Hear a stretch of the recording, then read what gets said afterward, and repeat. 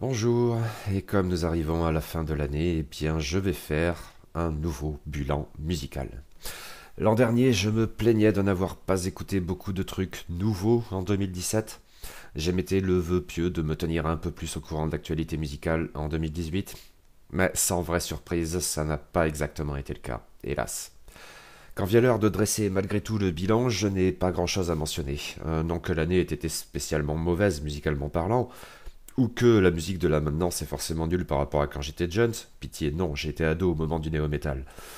C'est juste que, vieux con avant l'heure, je n'ai peut-être plus la même curiosité qu'avant. La dématérialisation de la musique n'y aide peut-être pas non plus pour quelqu'un qui achetait beaucoup de disques il y a quelques années encore et avait peut-être du coup davantage tendance à s'y investir qu'en zonant sur YouTube ou Spotify. Ou alors c'est juste un énième prétexte à la con. Bref, pas grand chose de neuf cette année non plus, mais je vais quand même faire un peu de tri pour le principe. Mon album préféré cette année a probablement été The Sciences, le grand retour des légendes Doomstoner Sleep, et leur premier album en 15 ans, voire plus, le légendaire No Smoker ayant en fait été conçu des années plus tôt. Quoi qu'il en soit, le groupe a bien géré la pression, enfin le bong, et The Sciences s'est avéré un excellent album dans son genre avec une production idéale, du gras, du lourd, du lent, du long, la guitare et la basse, davantage en avant qu'autrefois j'ai l'impression, peut-être une conséquence de l'aventure homme. La guitare et la basse donc qui s'enchevêtrent au fil de riffs interminables et faussement simples, une rythmique lourde et groovy en même temps. Difficile d'isoler une piste dans ce magma enfumé, enfin, disons qu'on ne peut pas faire comme avec Dope Smoker et dire que le meilleur morceau de l'album est Dope Smoker. L'ensemble est de très haute tenue, mais parce qu'un hymne ne fait pas de mal de temps à autre, le relativement bref Marijuana Out Sim pourrait faire l'affaire.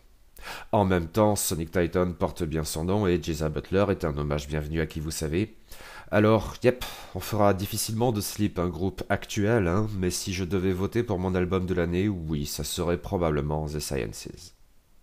À noter, le guitariste Matt Pike peut se permettre d'apparaître deux fois dans les TikTok de cette année, puisque son groupe Iron Fire, plus orienté trash avec des morceaux de punk dedans mais pas que, a également sorti un album très recommandable cette année avec Electric Messiah. Voici, vous pouvez en écouter par exemple le morceau titre.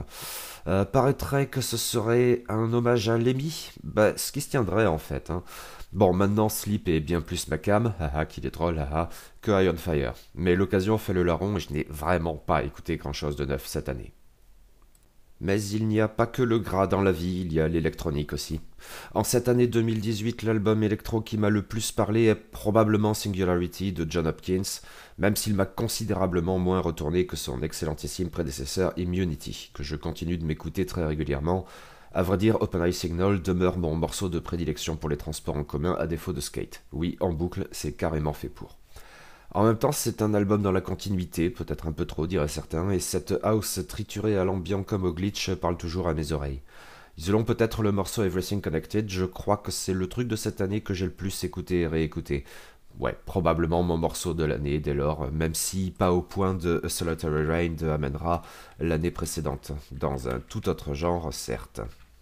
Quant au tube de l'année, il se trouve probablement sur le nouvel album de Janelle Monáe, Dirty Computer. La dame qui prise la SF et pas qu'un peu figure parmi les personnalités les plus intéressantes de la musique populaire de ces dernières années, au point en ce qui me concerne d'écraser toute la concurrence en R&B. S'il est pertinent de la ranger là-dedans, et à vrai dire, je n'en sais rien.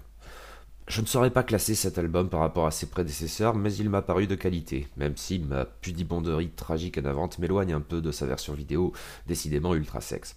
Et si je ne crois pas y avoir décelé de tubes parfaits comme l'incroyable Dance Apocalyptique en son temps, je suis quand même très tenté d'isoler le très princesque et charnellement funky Make Me Feel que j'ai beaucoup fait tourner cette année. Et oui, je sais, Iron Fire qui paye son tribut à Lemmy et Janelle Monáe à Prince, c'est à croire que, même dans un top pas si type 2018, il y a des macabées musicaux du tragique hiver 2015-2016 qui squattent encore ma playlist. En cherchant bien, il y a forcément aussi Bowie quelque part, hein. Mais je vous arrête tout de suite, Sleep rend certes hommage à Geezer Butler, mais celui-ci est bien vivant. Alors bon, je suis vieux. Côté sympa, pas renversant, non, mais oui, sympa, voire un peu plus que ça. J'ai bien aimé Stranger Fruit de Zilan Ardor, projet qui ne me paraît toujours pas aussi génial qu'il devrait objectivement l'être, et en tout cas probablement pas tout à fait à la hauteur de son buzz. Mais ça reste intéressant, aucun doute, et cet album me paraît plus cohérent et solide sur la durée que son trop inégal prédécesseur Devil is Fine. Peut-être parce qu'il s'excite un peu plus dans sa veine black metal, des morceaux comme, mettons, Don't You Dare parvenant mieux qu'avant, à mes oreilles, à réaliser la synthèse recherchée. Il y en a d'autres, hein, Waste par exemple. Sans avoir été totalement convaincu, je suppose que l'album collaboratif de Venetian Snares et du vétéran Daniel Lanois, répondant au nom inventif de Venetian Snares ex Daniel Lanois, était plus qu'honnête dans son genre, même avec quelque chose d'un bricolage, ou d'un jazz du XXIe siècle, à en croire les principaux intéressés. En parlant de titres inventifs, Dead Cross, qui avait fini dans mon top 2017 avec son premier album intitulé Dead Cross, peut à bon droit squatter également le présent top 2018 avec son EP intitulé Dead Cross EP. C'est bien, sont pas chiants comme gars. Le principe même de cet enregistrement ne lui permet pas forcément de se placer au même niveau que le reste dans ce bilan, mais outre deux remixes qui confèrent à ce projet une dimension un peu metal indus pas dégueu, on y trouve du bon méchant foufou comme dans l'album qui précède. Et si dire du clip de My Perfect Prisoner qu'il est le meilleur de l'année serait peut-être un peu abusif, on reconnaîtra sans peine qu'il est celui qui passe le mieux au petit-déj. Mais je crains de ne pas pouvoir en dire beaucoup plus. J'ai bien écouté quelques autres trucs ça et là et qui m'ont plu, mais pas forcément au travers d'un album précis, Hauser and Punisher par exemple. D'autres, sans forcément me déplaire, m'ont laissé un peu indifférent, comme Strangle de l'Enfant de la Forêt. D'autres enfin ne m'ont pas du tout parlé, mais parfois tout simplement parce que ce n'était pas ma came à la base, comme Amr Dissan, trop prog et mélodieux pour ma pomme, et j'avais simplement tort de vouloir y retrouver du Emperor quand ce n'était pas le propos. 2019, ça sera mieux, hein? Forcément.